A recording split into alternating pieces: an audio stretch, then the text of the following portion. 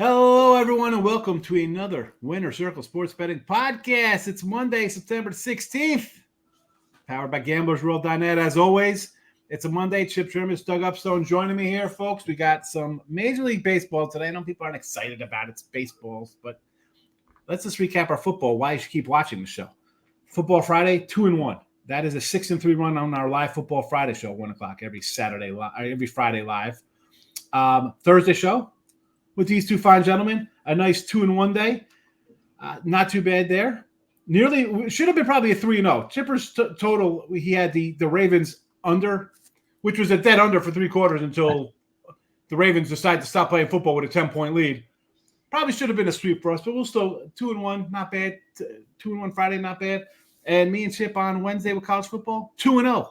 I don't know if 6-2 is pretty good for college and NFL. Yeah. But all you had to do is come in and hit a like button. Doesn't cost you a darn thing. Hit the like button on the Winner's Circle Sports Betting Podcast channel. Give us a follow on the Twitter, the X World. All of us are over there on your socials. Come say hello. Tonight, you want some football? Live show, 7 o'clock Eastern. We'll be talking Monday Night Football, Falcons, Eagles. But, finally, here's a final nail in. I don't want to say it's a nail in the coffin, but a final little free pick. Last week here, guys, 2-1 with our Monday Money Baseball. So a nice week there. Doing the Lord's work, putting money in your pocket, folks. Cost you nothing. Tune in, hit the like button, boom. These are freebies. And again, what's that? 2, 4, 6, 8, and 2 altogether? Not too shabby. Premium plays at gamblersWORLD.net for all the big stuff. 3, 7, 38 packages are all guaranteed, which means we don't show you a profit. We credit you back and you get on board. Speaking of the premium plays, Chipper, Megabucks, better than my plays. I had a rough Sunday with my NFL again, but hey, you're hot, my friend. Lead us off. How was your weekend? Obviously pretty good. What's going on today? Anything special for the viewers and subscribers tonight? All right, we had a weekend sweep with the Megabucks, the big plays. Still up 2-0 in colleges, now combined with the preseason in NFL, 6-1 with the top plays. Baseball also had a couple of big winners. And, Monday night, this is a strong play. I think if this play was during a Sunday when there were a number of games out there, I might be rating it as one of my highest plays. But I still really like the game between the Eagles and the Falcons. And, of course, we have a baseball Megabuck winner out there as well. There you go. Can't complain. Go get Chip's Megabuck play right now, gamblersWORLD.net. And, Doug, how you doing? How's your weekend? Well, from a sports betting perspective, it was pretty mediocre, to be perfectly honest. I wasn't happy with some of the results. Particularly, it was kind of capped off last night with Akers fumbling in the go up handily for the Houston Texans, but he did fumble. Then there was the roughing the passer call. So hey, whatever. So lose by half a point on a game should have gotten, but that goes with the territory in this business. So you just have to dust yourself up, get up, and that's exactly what I've done. Had a nice little talk with myself last night, as a matter of fact, and so got some things worked out, I think, and so got to take a little bit different approach going forward and get this thing turned around here, Sean. I don't mind talking to yourself. The problem is when you start answering yourself, then I think you have the problem, right? Well, yeah. You've gone from normal to like a kind of like split personalities, schizophrenic kind of person. You have to answer the questions that you're posing to yourself, right? Yes. So if you're asking yourself a question, you have to come up with an answer. Maybe not out loud. Maybe that's probably what you're talking about. Hopefully there, but no. So we're just it's one of those things. Everybody goes through it, okay? Except for Chip lately. Chip's been great, okay? So that's been tremendous, and so have a few of the other guys also at Gamblers World too. Some other guys have been putting up some good numbers. So that's my goal. I got to get with that club, man. Got to join the club. We have a leaderboard. You see how we're doing there, folks. So it's always there. We don't come in here and lie about our records. That doesn't happen here. Some places, no, not here. You talk about like the half-point loser, close game kind of nonsense. I get it. And Jesse Schuler, our old friend, popped in a comment. He said, this is the life we choose. Like someone was saying about the tough losses. Like, this is what we do. It's part of it. And someone says like, oh, you don't get really upset. Well, I'm not going to get – any game I put out is I think it's going to win. So if it loses, all right, I kind of move on with it. Like it's not – I'm more frustrated at you have like something you think is a good number and then it ends up losing. Then I'm frustrated. Like I had the Ravens and the Chiefs this weekend at 7 and 3.5 at the lines because I bet them before last Thursday night's game. because I figured my thought process, and this is I kind of bet ahead of time. Like you guys, I know don't bet as early as I do, but I figured who's ever won that game, that line's going to be juiced up because they just beat a Super Bowl contender, and the loser is the sky's falling. They must win, although it doesn't mean you have to. But I know the line was going to move. So again, it's just about the number, not really as the team wise. And I lose both. I lose a 10. They blow a team blows a 10-point lead. I gotta say, I'm totally wrong on the Ravens. I thought for sure they'd have a lot to come out, prove, let's go. I took a Super Bowl future. Not happy with what I saw, especially you lose a close one to KC. I get it. Yesterday's game, wow, wowzer. Not a good look for the Ravens going forward. And Chip, you're Vegas out there. I mean, let's be honest. The team was predicted 5 or 6 games. Not thought to be a big club. You're down 10 on the road in a back-to-back road spot. You figure, you know what, fellas? Let's just get out of here healthy. We got Carolina. We could go drop a 30 spot in Carolina. They're terrible. Let's just get out of here in one piece. And no shame in us losing today. No, they battled and won the game. Hats off. Good job by Vegas out there. Good job, Raiders.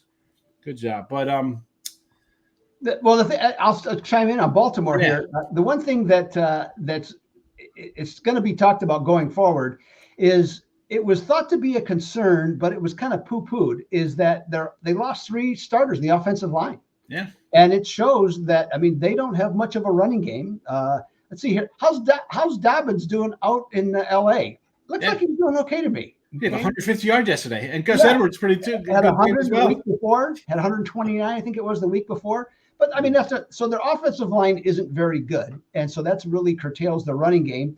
And they're the only team. I think they've had 3 losses in which they've had 10-point leads in the last 3 years at home. Okay, after being probably the best home team in the NFL, they got 3 of them, and nobody else has more than 1 in the last 3 years. Okay, having a lead like that. So there's some trouble there, no question about it. No. And that's you don't expect that from Harbaugh because they're a Super Bowl team with them. You think they're defensive first kind of thing, right? They're a runnable defensive team. How do you allow that to happen? Other kind of things we look at from the weekend takeaway: the Saints, 49 points. Are you kidding me? Who? I had Dallas minus 6 because I said, you know what? Because I had Cleveland in week 1. I'm like, Dallas is going to lose Cleveland, come home, have a big win over the Saints who are going to beat up the Cupcakes Panthers. So 34-24, call it a day. Yeah, it was 30-0 the first quarter again. Hot start. I mean, Kamara out of the coffin. What do you have? Did he just score another touchdown? I mean, are the Saints for real with this offense? The weapons are there, right? I mean, Chip, what do you think? I think that I'm very happy the Raiders showed up. I think Minshew's a little bit better than people realize. One thing I noticed, he gets rid of the ball really quick. And if you're going to throw short, quick passes, he's got 2 of the best tight ends in football right now. The number 1 pick from Notre Dame and the number 1 pick from Georgia. So, if they can assemble any kind of running game, they might be. I don't see how they're going to be a threat. I really didn't think the 6.5 was the number for their total wins. And that's in the same categories where the Giants are. And, they surprised me so far. They actually pulled the win out. I expected it to be a close game because of their defense. And that's what Pierce, I think, is pretty much concentrating on as far as turning the franchise into a winner. But, out here, you expect the locals to be on the Raiders, and they weren't. They weren't. Everyone was looking for the Ravens to come up big. And fortunately for me, I was able to eke that one out. Yeah. Weird first 2 weeks. Vikings with a nice win. The Rams lose another guy. Right, Cup is out now. That line went from a 4 to a 7. No Tua, done probably for the season. I think he should be done for the season. I mean, come on, man. That's another brutal hit. The guy gets up. He's like spazzing out. Like I can't believe they brought him back the last time that happened. So who knows what's going on in Miami? We have how about Arizona putting up the offense? We'll see how real they are. Lions having some trouble scoring in that red zone. 2 straight unders after a team that's been pretty much an over machine. I don't know. It's been an interesting 2 weeks for sure. The Lions had twice the number of yards as the Buccaneers, but they turned the ball over a number of times, 2 interceptions, 3 fumbles, where they lost, I think, one of them. But, You got to hold on to the ball. I mean, we saw that with Burrow last night. I mean, they were lucky to get the cover, but Cincinnati really should have pulled out the outright win over Kansas City. Yeah. Let's move on to some baseball. We'll have more football during the week, and as always, in the beginning of the shows here on Tuesday, Wednesday, Thursday, we talk about other games as well. But let's get into some Major League Baseball. Again, 2-1 last week here on Monday. We're going to keep the gravy train rolling. We're going to start with Chipper here. Dodgers and the Braves. A weird 4-game playing on a Monday. They play Sunday night. You figure they're on a plane going somewhere else. No, they're back in Atlanta here with Yamamoto. What is this? His third start off the injured list now since he's back, second start back? Versus Max Fried, 7 runs, top of the ninth last night for the Dodgers. Are you kidding me? The line here is basically a pick 'em. 107, 105, 110 range, total of 7.5. If I'm a Dodger fan, do I want this guy to come out and be like, hi, we're going to go 7 innings with you and try to get a win? You're 3.5 games up. I get it. You're still trying to fight off the Padres. But you just lost Glass now for the year. Kershaw's banged up. Buehler hasn't been the same. There's no Stone, no May. I mean, the pitching staff's a chip. We're going to run this guy out to go. I don't know. Chip, this is your game. I'm going to let you roll on this one because both of these teams, to me, underachieved this year. Although one's not shocking in the Dodgers. Last night, I mean, it looks like the Braves are going to take the first 3 in the series. They're up 2-0 in the 8th, I believe it was. And like they said, they just imploded in the 9th inning. But I like to commend the bookmakers. First off, to start with, when you looked at the Dodgers are 27 games over 500, at $100 a unit, every game they played, you're minus 850. And Atlanta, who hasn't had quite the year that we anticipated, I think the injuries have really affected them. They have to think that signing Chris Sale was a blessing. They're 13 games over 500, and they're minus $1,800 on the year. So the 2 teams that were favored in the National League, aside from the Phillies, to make it to the World Series are minus $2,600 combined, make that $2,700. Now, Yamamoto's pitching for the Dodgers. He hasn't had that many appearances, but he's been very tough. He's 6-2, 2.77 ERA. And the man that has struggled for the Braves, Max Fried, 9-9, ERA's 3.46, not all that bad.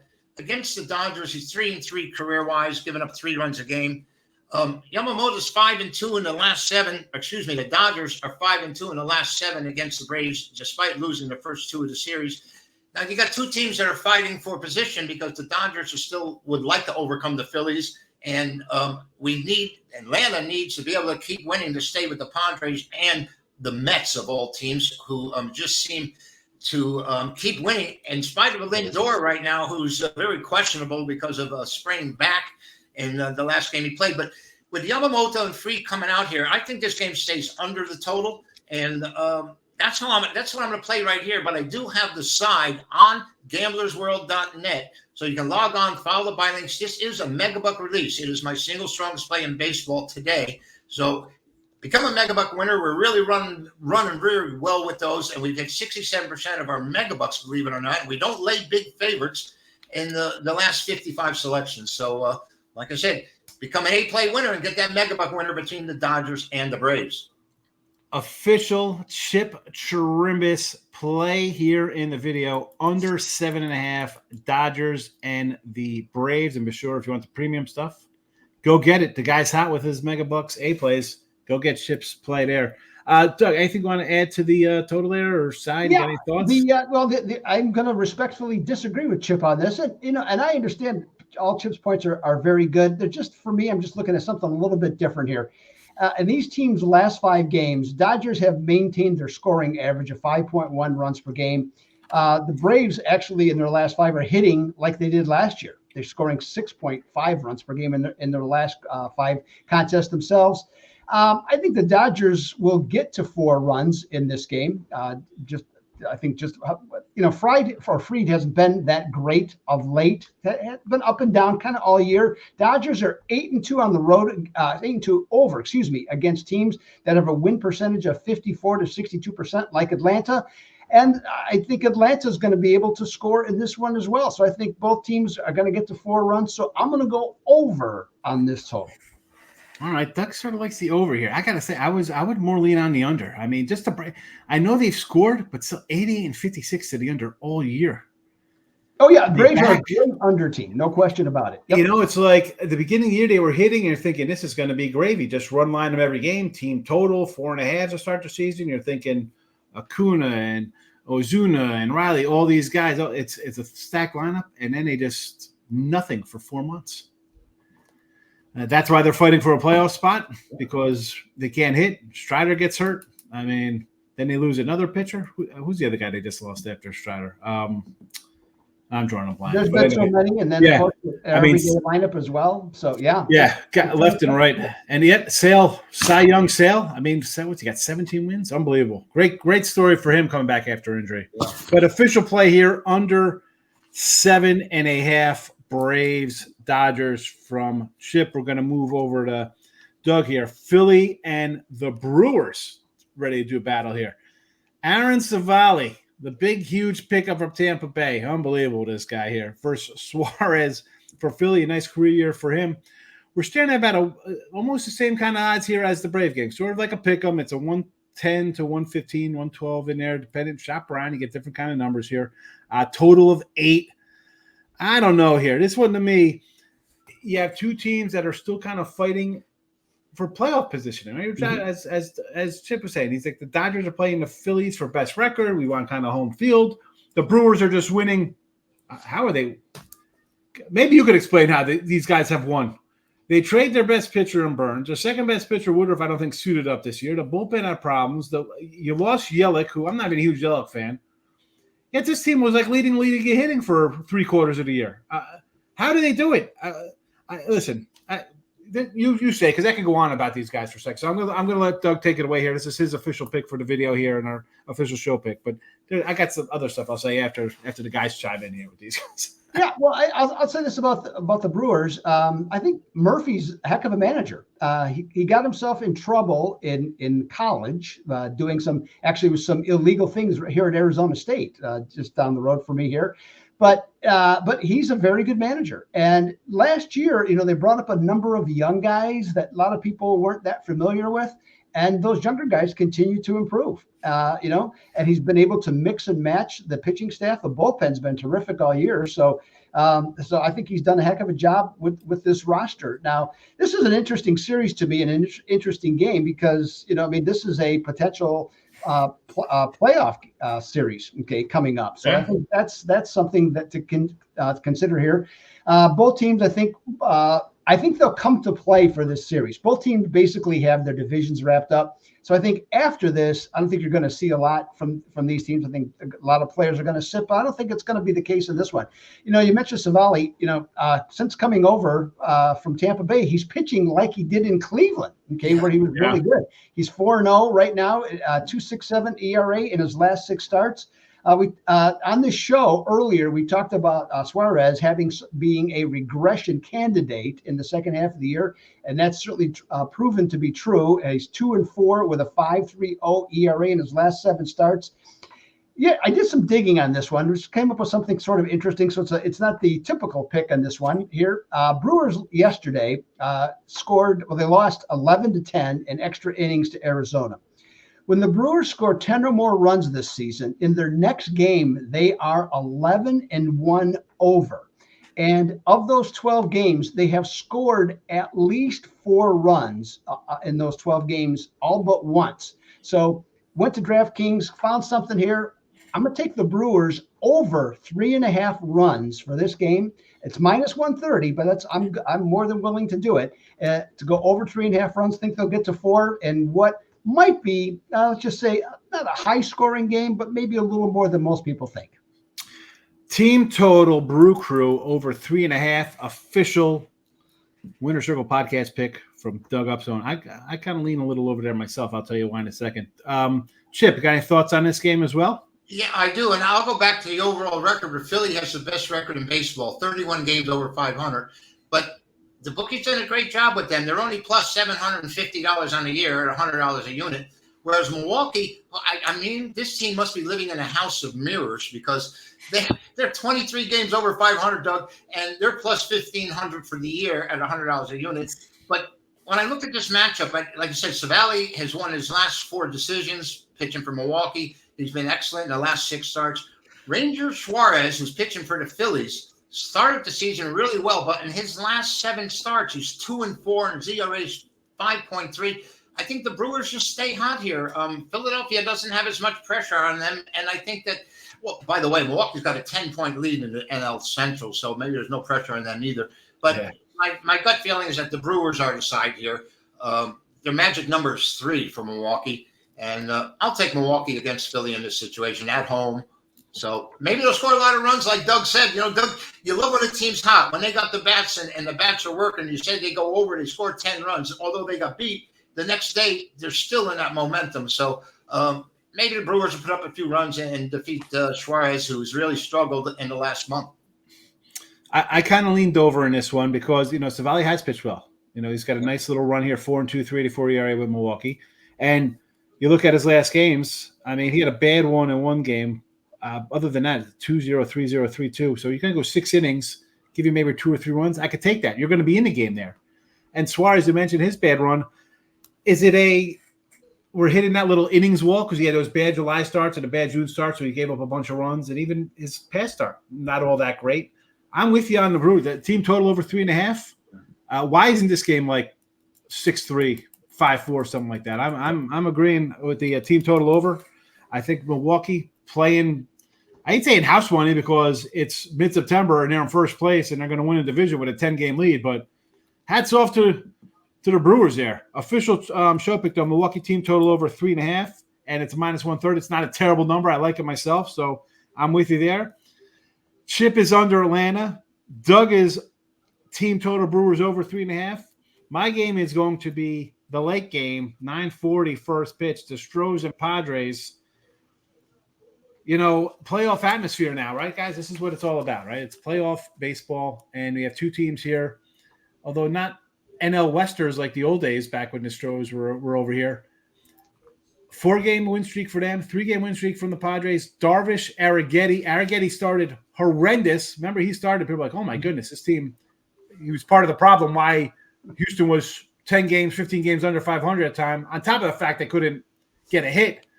2.72 ERA last 7, though. Not too shabby. He's been really good. Darvish, not that the guy's over the hill, right? But we have to look at these older pitchers now. He's 38. This is his first start off coming back from the injured list. 2 innings his first game, 5 the next. So outing. I'm going to look at the total here because we have both teams battling for playoffs. Like Houston is still, they got 3 games up or whatever on Seattle, who's still a dangerous squad behind them. The Padres are fighting to get up to the Dodgers at 3. That's possible they could still win this division. I think it's going to be pitching. Both teams have really good bullpens. The Padres made their trade deadline. They brought in Tanner Scott. They brought in the other guys. Actually, I forget his name off the top of my head, but he's actually performed better than their closer. Martin Perez has been good as a starter. I'm going under the 8 here. It's playoff baseball for me. The Astros, they hit, but sometimes they have trouble scoring runs. Darvish has improved from 2 innings to 4 hits, 5 innings, 2 runs last game. He's going to go 5+ here. Here come the bullpens. Arrighetti's going to give you 5 decent innings.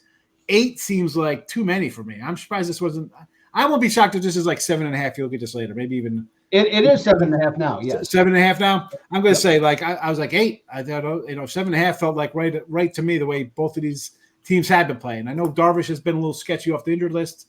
That being said, Stroh's kind of trouble swinging the bats, getting runs across. Arrighetti's been good. And I'm taking the under 8, and we'll go to Chip because maybe he's got some fun fact today on top of everything.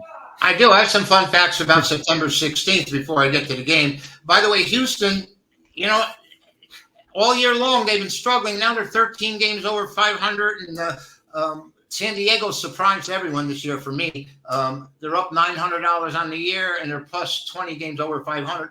I hate to play against the Paisan. But Hugh Darvish may be aging, but he wasn't a real fastball pitcher to start with. And if he can still have his stuff, because his ball, when he first came up, was he the one that had the gyro ball? Is that what they were calling it? I think when he first came in. And he may still have that. So I would like the Padres.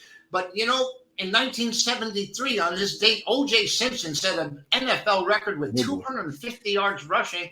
And as a matter of fact, on this date, in 2006, was it? He was arrested for robbery of a card owner in Las Vegas. That's what he ended up doing time for. In 1995, we had a big day as 1960, Warren Spahn pitched a no-hitter. Warren Spahn didn't win a game until he was 26 years old, and he had over 300 career wins, which to me it was absolutely incredible. And in 1995, Greg Maddux, Las Vegas product, a man who knew how to save energy and throw strikes, had his 17th consecutive road win, which is kind of boggling. But I think the Padres are the side tonight. I'm going to play against the Italian and look for the Padres to beat the Astros. I saw somebody, and we'll get to Doug's take on this, talking about Italian food. Someone said they're having fried catfish and spaghetti in my show one day. They said that. Well, I had to play a 1-800-GAMBLER, get some help music. Catfish and spaghetti. I don't get it with the catfish, but I'm always ready for pasta, any kind. Pennies, spaghetti, the linguine, it doesn't matter. I want it. Doug, catfish and spaghetti, yes or no? My wife is Italian, so she probably wouldn't go for it, but I've seen that. Okay, where I grew up, there was a lot of Italians, and so yeah, am I interested? No, but hold on. I grew up with a lot of Italians, and I was eating catfish. Yeah, I'm not saying it, because the other thing too is where I grew up like in seafood at Christmas. Rockford, Illinois. And there's a lot of catfish in Rockford, Illinois. So, in fact, there's an area where the Rock River, which the river through town, meets down to Mississippi, and I've known people that would go diving down in that area, and there was catfish that were 6 to 7 feet, and their heads were like, take your head and be like this. That's how big the actual catfish. Scared the crap out of these people when they would go down there, but they're there. They barely move, but they're just functioning. So there's a useful story for you. I see that on River Hunters or something on Discovery. People just put their hands in them, scoop this catfish up in their mouths. Like, what the heck? Yeah. So yeah, that's a little bit different there. So anyway, so I'm not a big fan, but I could see it. Let's put it that way. I wouldn't be surprised if, like you said, somebody would have something like that. But I do like catfish. Okay, I'll give you that. I do. I don't think I've had catfish. Yeah, it's not. There's different kind of texture. I guess maybe that's the best way to put it. So, I can eat the fish. I'm a big fish guy. I like my scallops. I like my shrimp. Obviously lobster. I'm not a big crab guy. I don't like crab. Yeah. Too much work getting those out of the claws. Way too much work for the reward on that. I still need about 5,000 crabs. A lot of work to get no meat out of it. No, thank you. Well, I'm going to get stone crabs, Sean. You got to go down to Miami and then get an order of them, and you won't have to worry about cracking it. Is that what Joe's is? Joe's Crab Shack does that? Stone crabs are big. I don't know. I'm used to, East Coast blue claws, straight out of the Atlantic. No fun there. All right, I'm going to be contrarian Doug here on this game. I forgot about that. We went into the catfish. I'm sorry. Hey, but you look at the season with these two teams, Houston and San Diego. I mean, is it the worst thing to make a bet on either team to make the World Series this year? No. Okay. I mean, nobody's going to win 100 games unless Philadelphia gets red hot right at the end here. So I don't know, but like I said, that total has slid, and the reason I'm thinking over here is Darvish has come back off the IL. He hasn't looked great. Okay, maybe a little better, like I said, his last start, but 11 hits, 5 runs, and 7 2/3 innings. Houston can hit. We know that.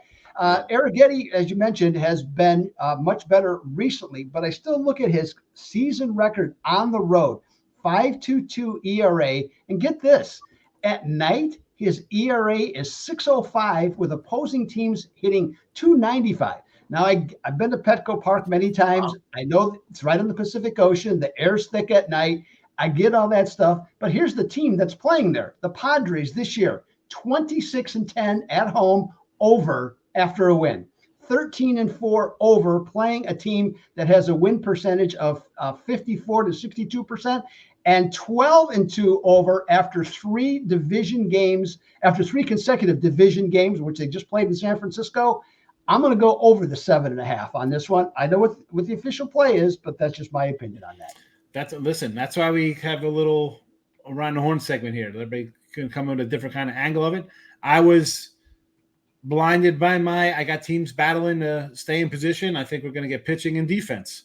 You look at it somewhere else, be like, you know what? I'm going to look a little deeper. So that's why we have everybody kind of say their 2 cents, because you like to get a different look at it. Sometimes I know I'm guilty of it. I'm sure you guys are too. You kind of like a team or a look, and you're kind of just automatically going down. Oh, sorry about hitting the mic. You're going down that avenue, and next thing you know, you're getting beat up in an alley.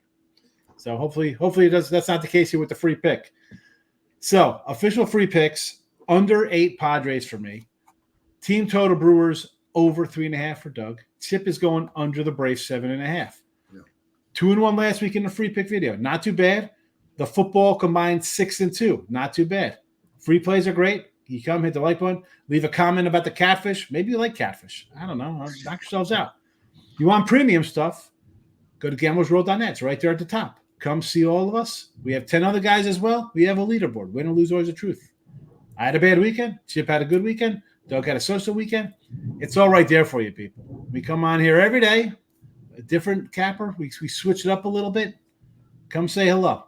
Tonight, live show. Maybe one of these guys will pop in. I don't know. It's a Monday night. We're going to come in. I'll have a couple props out for the game like we did last week. We'll talk about it. Your comments always welcome. I have Mr. Chip tomorrow with me.